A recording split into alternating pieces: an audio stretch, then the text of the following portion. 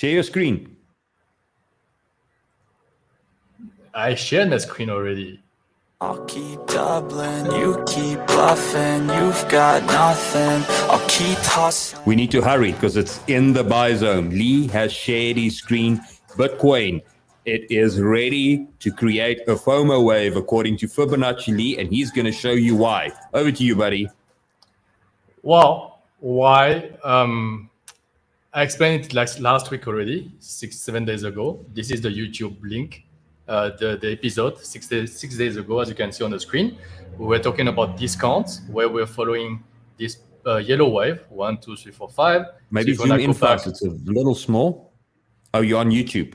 Okay, don't worry. This is the last episode of YouTube, the last Elliot Wave count that we're following on YouTube. So we're anticipating a third wave going a little bit above this one here, hedging the position down to the fourth wave. We can go to 38,250. And then we are expecting another move up, which is represented by this yellow wave 4 to 5. Okay, and now in today's analysis, we're gonna look at what could invalidate this one, and as well as some Kingfisher level for liquidation. Let's start maybe with Kingfisher. On Kingfisher liquidation, we have some liquidation at 19,000. So there's another scenario where if we have to go back down to this 19,000, 18.8, it will still not invalidate completely this move to 21.6. Basically, 21.6 is the level that I'm expecting, and that we are hoping to get to take our longs to the 21.6 level at least. So let's dive into this today's count. This is where I'm saying that Bitcoin now is dropping. Maybe it is a price zone.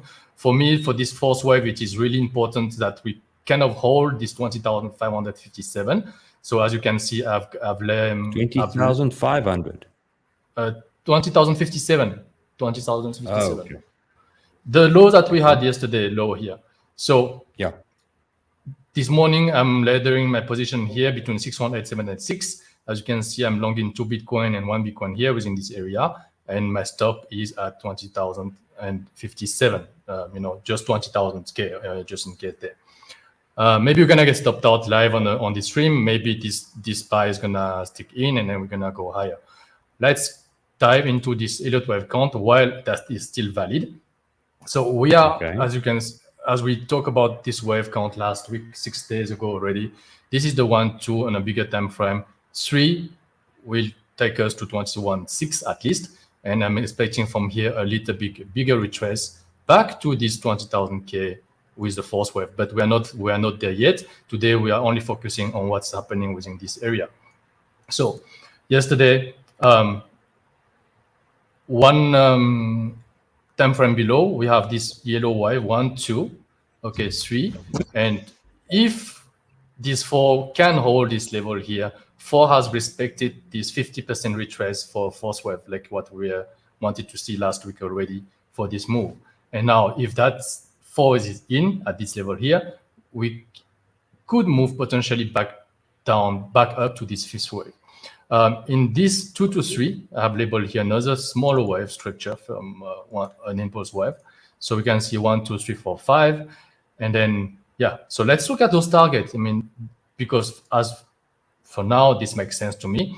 If this is the starting of this blue wave, let's count this blue wave. It's 1, 2, 3. Third wave needs to go at least above 1618, and it went to 300%, 3, okay? So this is a valid 3 for me. Now, last week we were here. We were expecting another wave coming back higher to put actually the fifth on a smaller time frame here. Fifth was higher than 3. And now, with that move, we can say we completed the third wave there, okay? In order to look at the target for the fifth wave, I'm using the trend-based fifth extension. The first click is always the starting of the wave 1, second click, top of the wave 1, and then third click, bottom of the wave 4. I'm showing you this because we're gonna use that exact same technique to find out where this yellow wave fifth will end or could end. So now this fifth wave here ended up at 1618, perfect target for a fifth wave to end. So that's why we can call maybe the blue wave fifth here at the top. Now, if you do the same exercise, if this is the 1-2 that we are looking for Bitcoin for the yellow one, okay, before I do that, let me put this at the back, the blue here. Now, if we are looking at yellow 1, 2, third wave, it went even higher than 3. So 3, 3, 6, 1, 8, all those targets are valid. So if this is the top of the third wave. Now, fourth wave retraces where? Normally, the second wave should retrace between 618, between 50% and 618. We never reached those targets here. It was really a strong 2. So in order to calculate the fourth wave, we put a fib retracement from the second wave here to the top of the third wave. And I am targeting a retrace of the fourth wave between 38.2 and 50%. So last night with the FOMC, what you call it, meeting, panic sell or stop hunt, we went exactly to this 50% at 20,087. Really nice buy here, which you shared, Rudo, in our Discord group. So I did not add any comment to that. Really happy with that level here. And if that is the force now at 50%, because I would love to see this level holding, we are pretty close to get stopped out, but let's see. The next level of this retrace will be 618. We can go to 618, knowing that the second wave retrace has been really, really shallow here. This force can have a little bit bigger magnitude, and that will bring us to 90,008. That's why on Kingfisher we had a lot of liquidation level at 90,800 as well. But that is an area that I wanted to just try the the setup, try the trade here, because why I'm saying that this could be an area to buy, because on a smaller time frame, if that is the force that we saw yesterday, that I've seen yesterday, if that is the force, if this is the 1, then 2 retrace, 2 cannot go below 1. So easy setup with control risk management, stop exactly here below this week low. Now within those sessions, we are on a Bitcoin chart. It can go a little bit below for stop hunt, take me out again. If it does go to 618, I will try that again. And that is the scenario that I'm looking at to play out the fifth wave. Now, this fourth wave cannot technically go back below this 1. So if you are really trading this fourth wave cannot go below 1. 1 is only at 19,271. So really wide stop loss. That's why I didn't want to take a guess on the force. I would prefer to see where this force can end and let the first wave go, and then trade the retrace on the second wave. Okay. Now where this fourth wave can end. After that, what we're gonna do? Well, to calculate the Fibonacci extension of the fifth one, 1, 2, and then the third click will be where the bottom of the fourth wave is gonna end. Okay, if it is here, a little bit below for a stop hunt maybe, then the fifth wave can end or truncated fifths at 21,000. But one of the levels that I'm watching on the fifth wave as well is 2.618, so which is at 20,600 here. And this is gonna bring me confidence about the top of the third wave here on the red one. Why? Because if you do the same exercise with that fib, first click here, second click there at 1, and third click here, bottom of 2, where is the 1618 target for the third wave is taking me? 21,544. So that will be exactly the same kind of area to this 2618 extension from that yellow wave. And these two confluence target area will, bring me this fifth wave on a smaller time frame and the third wave on the red one on the bigger time frame to this 21,600 and 21,500 area. So if the price does go above those kind of area, then we can expect a little bit of reaction at least here. So this is the area that I'm hoping to sell the Bitcoin longs that we all took within the Discord group at around 18.6. Okay. So I saw here a comment, Lee. Should I buy flowers or Bitcoin? It's for my wife. Wow, why don't you buy both? Okay, that's a hedge. That's what you call a hedge, Andy. Honey, I got it wrong, but here's some flowers. Okay, look, guys. From my point of view, all that I have to say to you guys is, look, you have to buy fear, you have to buy uncertainty. If any of you guys are feeling uncertain and whether this one is going to work, let's take a rewind and look at all the previous buys when we did this. They all felt like they're not going to work. So if I'm feeling nervous, I'm happy with my buy. If I'm feeling confident, I tend to worry because then I know I'm buying out of an emotion rather than out of a technical perspective. So just keep that in mind. Fibonacci Lee, over to you, buddy. What else do you have for us regarding this? Just looking at this chart, and I'm just looking if I'm stopped out or not. But no, it's still there. We kind of made a lower low, but those future charts, equal low. Yeah, tricky. My stop is at 20,000 run flat. I'm not putting my stop exactly at that number. So still in this trade, as you can see, I'm really, hoping that this wave count is gonna still play out. Yeah, maybe I'm gonna tell you about the second scenario. If this is all wrong, if that is, if this is not the scenario that we are looking at, if that is not an impulse, okay, we are still looking at bigger time frame. Here on the structure A, B, C. Okay, if this is an ABC, it has to. If this is a C wave, it has to move up in a 5-wave structure. So what I have labeled here is an impulse wave structure that's gonna go to third wave. 1, 2, 3, 4, 5, where 4 cannot go below 1. But what if 4 drop below the top of 1? Okay, that will lay out that will change the whole picture to a kind of leading diagonal, okay, and that will work as well. So if all those levels fail, then the seller are really strong to do that. Now this cannot be an impulse anymore. We have to find a 1 to 3 wave structure, and a 3, because in this leading diagonal there's always 3 wave. What the telltale signs that tell me that this could be a leading diagonal is because of this 1 to 2 is a 3 wave. Here we have to dive into really, really smaller time frame to see if that is a 3 wave. Okay, you can see this smaller portion here. That is also 1 to 3, a 3 wave structure.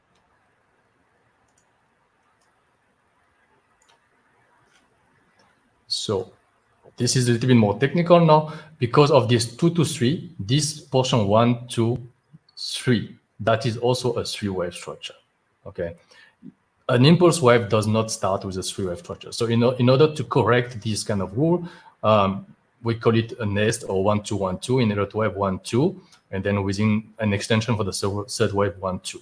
Okay, but not quite happy with that structure here. That's why I'm a little bit doubtful about this impulse. But if that is only 3-wave structure that's going back and up and down, but then we have to look at 3-wave structure coming back down. 4th wave can go below this one, and that will be one of the targets where you take the retrace from the 2nd wave here on fib to the 3rd wave, is that is the top here, and also you target the 618, 786. It can go as low as 887 as well. Even in the invalidation level will be basically here. That's why this trade here, I'm not adding any position to the longs that I'm taking here. That's why this is what I told you, Rudo, because I'm not so not confident yet that this is a diagonal or it's an impulse. Okay, I would love to see an impulse, and that will make our lives much easier. But if it is a diagonal, force can still come back to exactly where we take those trades here at the bottom of 2. We're really lucky to grab this one. So I can put my stop loss here at break even here, and let this, even if it goes back to force, I will still, worst come to worst, stop out at break even. Okay, and all the trade that I'm taking here in the middle will be trade taking using different account. Here, I've taken the long using my Bybit account, and then as you just saw now, I used OKX account to take this trade here with a stop loss that is OKX from TradingView. And yeah, so that's why I'm using also different account to just give me a clarity on and controlling my risk management and see which position I'm opening with, what stop losses, and so on and so on. Yeah, I've got a few questions here while we're on this, because I think that this is valid questions. The first one I'm going to go is Shop It. Is saying, should I wait for a 19,800? And if you don't mind, I would like to answer that one, because then it's going to be a long answer.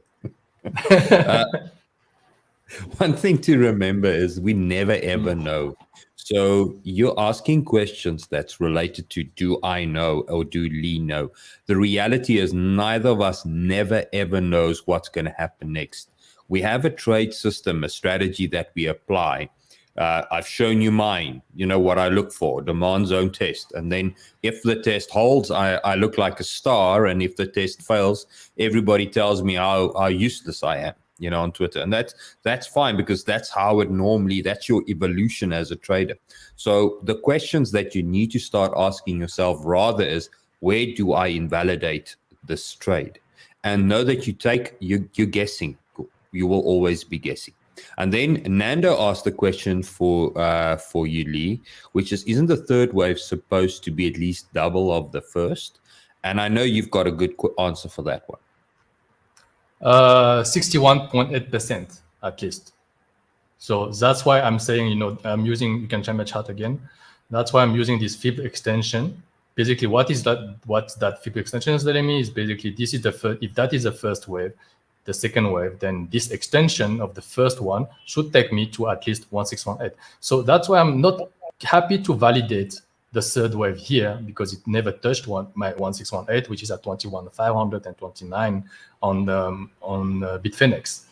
Okay, if it end up only at 123, I will favor the diagonal, where the third wave was not strong enough to go to 1618. And now, price is just wasting more time, checking people out, doing 3 wave down, 3 wave up. And that's why I'm favoring this 1618.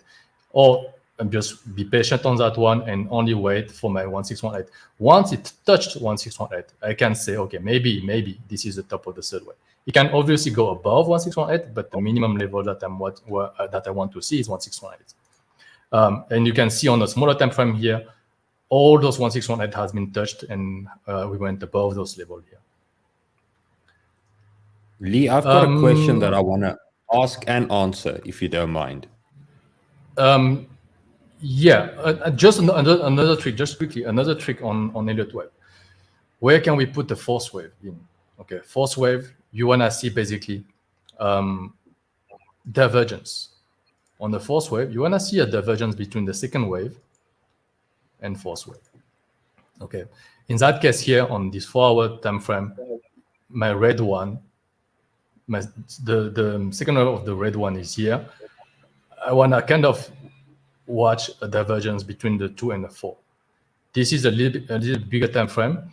Maybe on a daily chart, the divergence of the fourth on the red wave is not there. If that chart wants to load, so bigger time frame. Let me check. Okay, 2 is here and 3 is here. RSI has not made a divergence between 2 and 4 yet. Okay, but on a smaller time frame, we were studying the smaller time frame waves, smaller degree. If I highlight, where is the yellow wave that I was labeling out? Let me remove this and this. So if I'm highlighting this, that was the yellow one. 1, 2, 3, 4, 5. That will be that was the golden one here. Let me put a higher degree.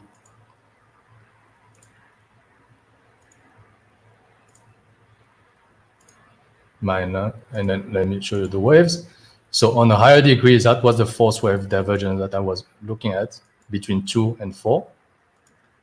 And RSI, 2 is here, and 4 is here. Okay, so this 4-hour candle just closed as well with that divergence. Okay, so that is giving me confidence that, okay, maybe the force is here. Okay, if that divergence wants to stick and wants to hold, that could be a good idea for Bitcoin to hold that price. Okay, let's look at this divergence, the blue one between 2 and 4. Okay, 2 is here, 4 is here. On RSI, you can even see on the 4-hour chart, where is 2? 2 is here, 4 is here. Okay, divergence between 2 and 4, and then price just went up. A small wick down, stop hunt, and then price just went up as well with that divergence here. Okay, so now you know if you're following this channel. Sorry? That's a nifty trick. And it's something that gets overlooked a lot of times when people talk about a five-wave structure. And this 2 and 4 divergence is that more suited to an impulse or to a leading? Impulse. Only on impulse. Okay. So now if you're following this channel for a long time now, sometimes I talk about this bearish divergence at the top between 3 and 5. Here you have a bearish divergence between 3 and 5 here. So these kind of small tricks or telltale signs that can help you putting where you put your third wave, where you put your fifth wave, where you put your fourth wave, where you put all these things. Using the RSI as a trick. So Lee, you gave us 2 options. The one was an impulse, which is in Elliott talk 5-wave impulse structure. And then your option 2 is a leading diagonal. Yeah.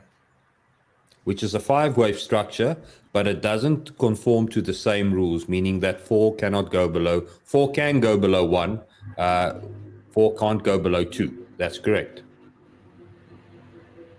Yeah, that's for the leading diagonal. Okay, let me draw it on the screen for you, maybe. And then, well, the question that I was fishing here in the comment section, hoping that somebody would ask that question, is why is this so hell of important? Well, one point is for short bid side, do I wait for lower targets? Yes, but the other part is the take profits is now going to change. Because if we stay within an impulse structure, our 5/5 wave take profit is going to be completely different than when we fall back down. We need to consider our end game take profit. And remember, I'm not talking about necessarily just where we buy today. I'm talking about swings that I took from 18,200, 18,700 or 600, and maybe the entries that I added to my trade from yesterday's video. So these are all going to be things that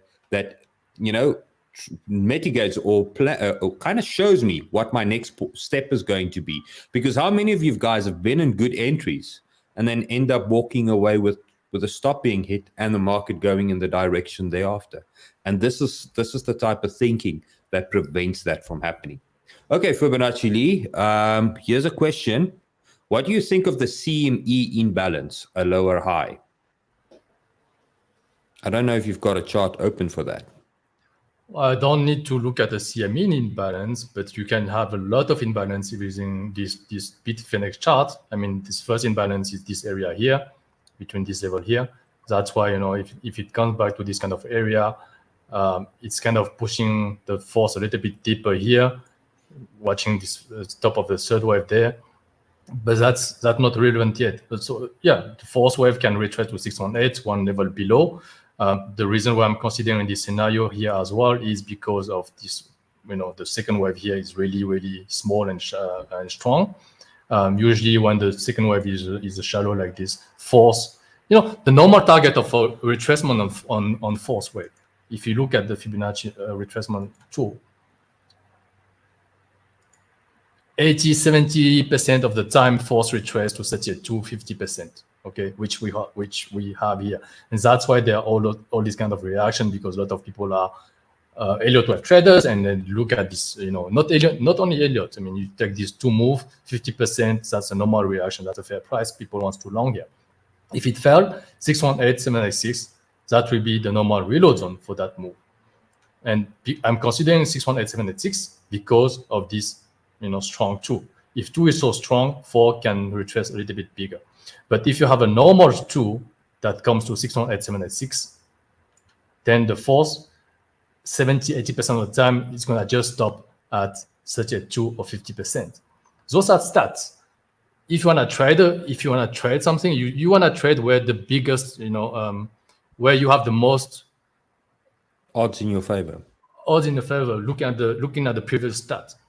If I'm telling you that only 10% of chances force is going to just come back at 618 or even 7x6 on that scenario, would you want to wait for this 10% chances to happen? Or would you want to take a trade where 70-80% of the time force retrace to 50% level here? And we should, by now, everybody in this crypto space love the 50%. Yeah, 50%. I mean, 7x 50%. I mean, I make a living by the 50%. Yes, and yes, there are gaps here. But you can see this, if this goes up there, yes, we make a higher high, people turn bullish. Imagine the damage that has been done here for 2 weeks. What this force wave can do as a damage, coming back to this imbalance. Okay, and even that, those gaps can stay for a long time, because unfortunately, what they have, as a prediction here is, once everything's done, if we reach this kind of 23.5 level, I mean, we are not out of the wood yet, because that's only an A, B, C.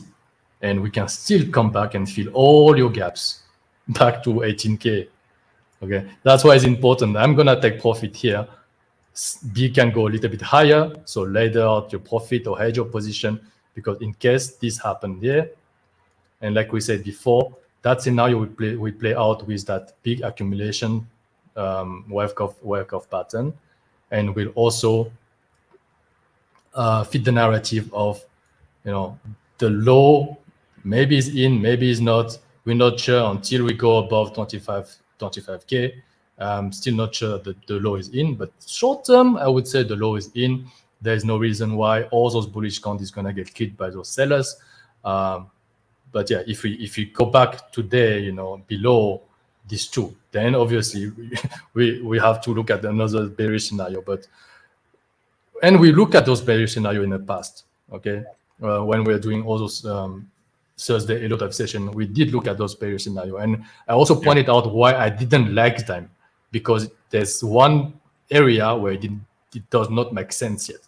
But if that B wave goes to 23.726, then it will make sense to look at this bearish scenario, because now we will see that there's all those bearish count is gonna fall in place, and maybe we will have to follow this count here.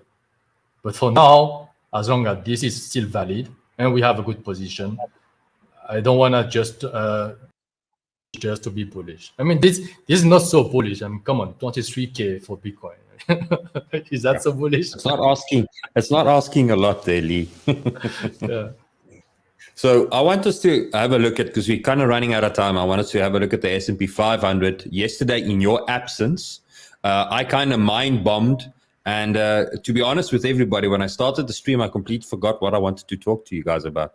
So it was a little bit tricky. I do have also some, I don't know what you said. I didn't watch the stream. I do have also well, let me give you a quick update in less than 20 seconds.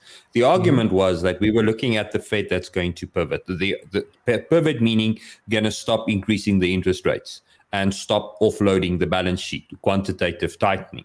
And on that basis, the market was going to be rallying and everybody was going to be bullish. And I pointed out to the fact that it's all good and dandy. We say these things and we find these in the Twitter thread as a trending term.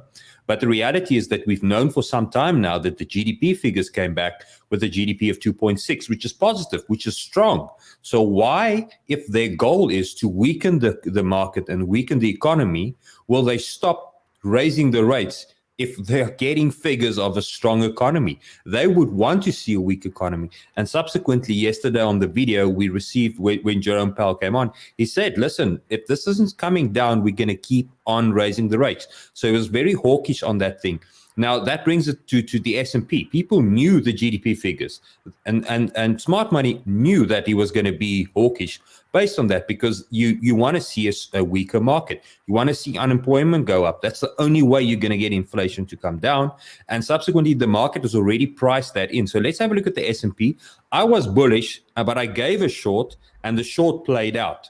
So I don't know. Let's take Fibonacci Lee's point on that. So over to you, my friend. Okay, small little wave count.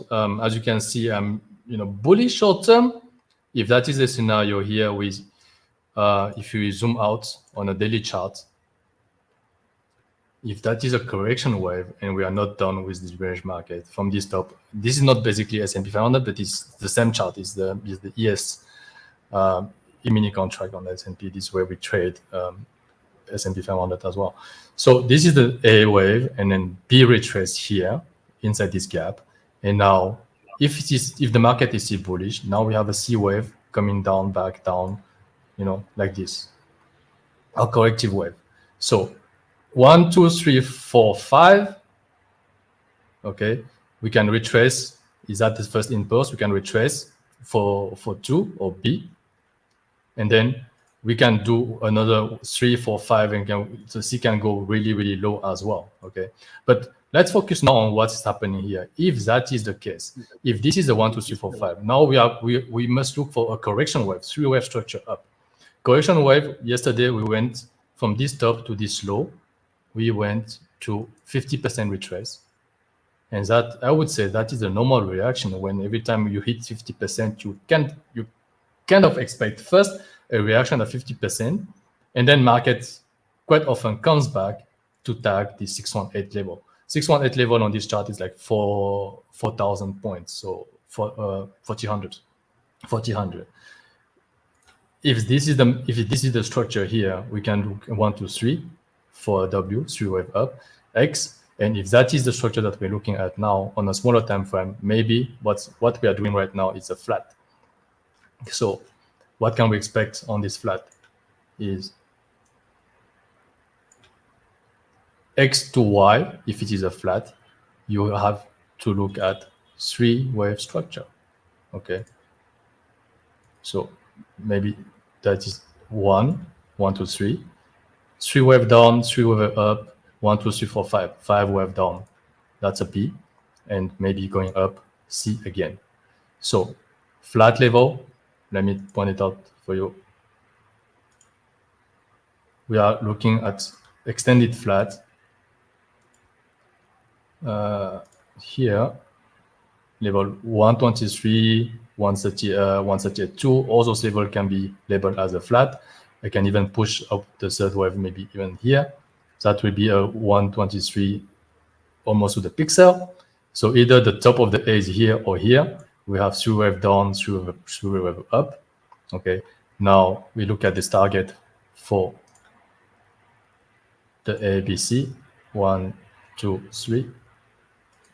Target for a flat to play out, 1, 123 or 1618. I had my study on the flat at that level here, and that will be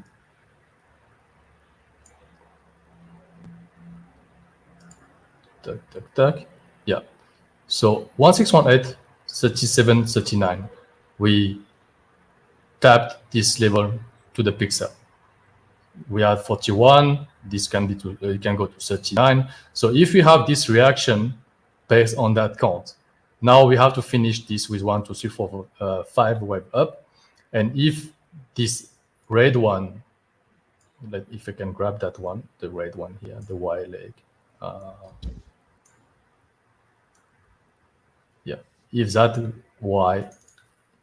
leg here wants to come and tag the 618 level, that will be the scenario that can help BTC to go to at least 21.6 or 23 kind of area.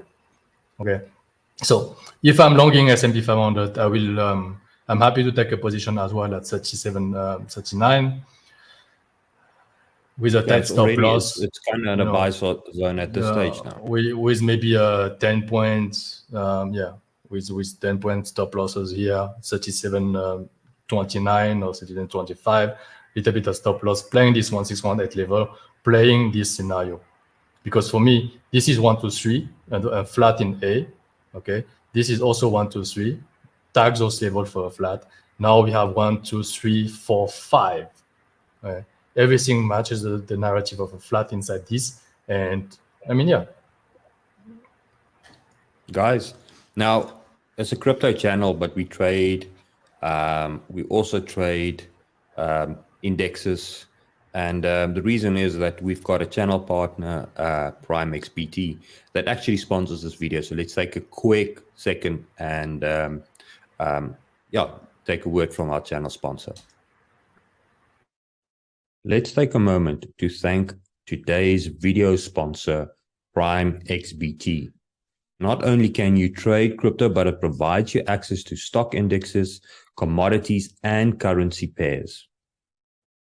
You can earn yield by staking your USDT, USDC, and Ethereum, and you can earn additional rewards for completing simple tasks as stipulated on the screen. Open your account today using our partner link and get up to $7,000 bonus back on your first time deposit. In addition to our sponsorship agreement, you get access to the premium trade group, as well as the crypto EMC ALGO indicators.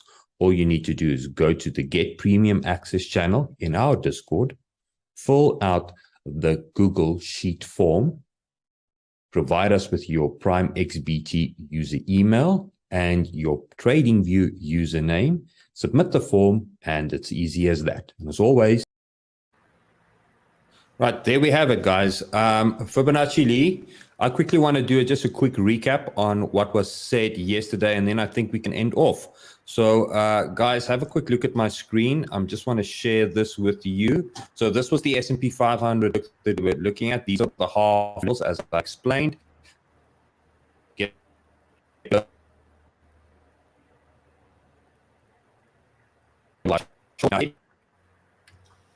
What was on my screen? Is it me or I lost you here? It seems like it's me. Everything is frozen. There we go. Bitcoin's coming in now. So just remember, guys, that the argument is very simple. If we look at Bitcoin on the 4-hour high to low, I explained that this is the trading range. So when we reach the top, you short. When you reach the bottom, you long. And I showed you guys yesterday, there's that magic 50%. And subsequently, what we have is we've got a higher high on the oscillator, right-hand side of the screen, with a lower low on price. So we do have the correct bullish divergence that I would want to see in there. Just as an additional add, and this is something I was kicking myself this morning. There's a supply zone. There's the 50% fib. And I'd never, ever thought of taking that short. So if when and buts, we can always kick ourselves. But the reality is that, you know, we all learn and I will never, ever forget to do that again.